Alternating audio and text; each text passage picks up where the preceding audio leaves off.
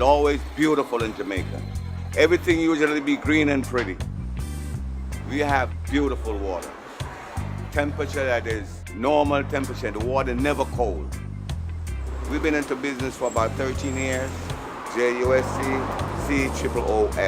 Just cool. It's spelled with 3 0. We make 3 different types of pudding. We make potato, we make cornmeal, and we make total. This is the cornmeal, okay?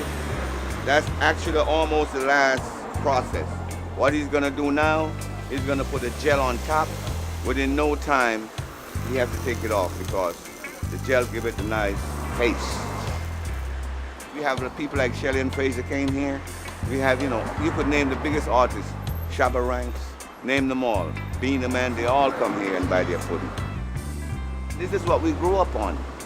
Now, when the people come to Jamaica, everybody, as soon as they land off the plane, this is where they come. They want to taste this pudding because it's bringing them back to the old days.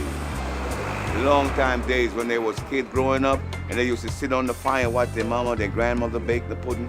We try not to change off our roots, we try to keep it that way. And not only that, we have a lot of love because we're all about love.